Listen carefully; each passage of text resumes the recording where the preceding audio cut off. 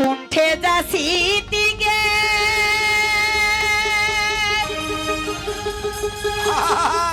এ বিশ্ব ছোয়াটা চাইটা তুই ভাদাম দিয়া দে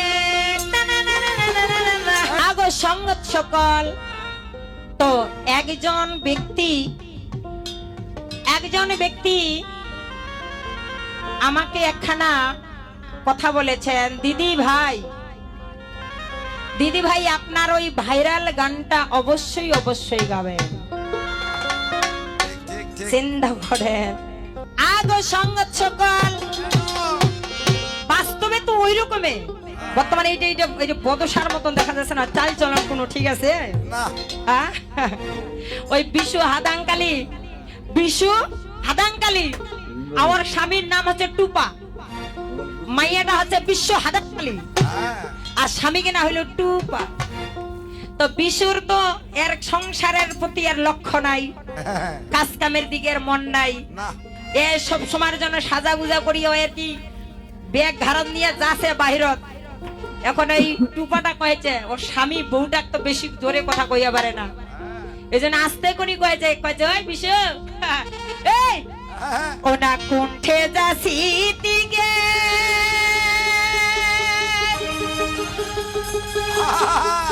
এ বিশ্ব ছোয়াটা চাইটা তুই ভাদাম দিয়া দে। সরকার থাম, এটা কি হইল? এটা যে ওই কর্নেরটা। আচ্ছা ঠিক আছে। মুখ বানাইলু সাদে রুগী সোয়াটা কাই খাবার দিবে, মুখ বানাইলু সাদে রুগী বাউটা কাই খাবার দিবে, মুখ বানাইলু সাদে রুগী সোয়াটা ভালা দিয়া দে ও বাবা।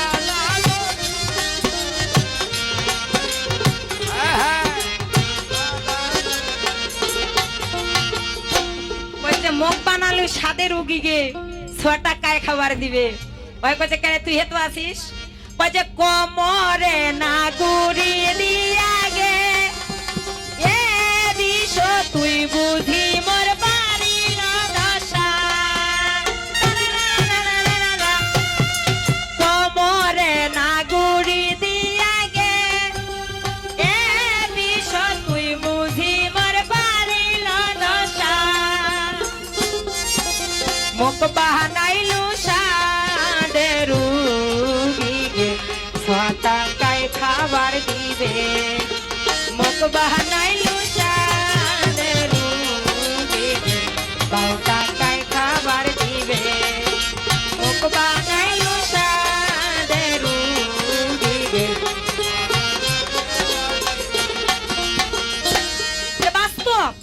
এটা বাস্তব কথা। কোন স্বামীকে যদি কোন স্ত্রী নিজের বউটা যদি সঠিকভাবে তাকে রান্না করে না খাওয়াইতে পারে, স্বামীটাকে নিজে রান্না করে খেয়ে কতটুকু সুখে থাকতে পারে? এটাও তাকে ঠিক মতো ভাত রান্না করে না খাওয়াটা, তার সেবা যত্ন না করাটা, তার বিছানাপত্র কাপড় চোপড় পরিষ্কার পরিচ্ছন্ন না করে দেওয়াটাও, এটাও কিন্তু একটা নির্যাতিত হয়, এটাও একটা নির্যাতন। অনেক সময় স্বামীরা নারীর কাছে নির্যাতিত হয়, আর অনেক নারী স্বামীর কাছে নির্যাতিত হয়। ঠিক কি বাবা, হয় না? আমার কাকিমা যদি আপনার লুঙ্গিটা ধুয়ে না দেয়, শার্টটা যদি পরিষ্কার করে না দেয়, ঠিক মতো যদি আপনাকে ভাত রান্না করে না খাওয়ায়, আপনি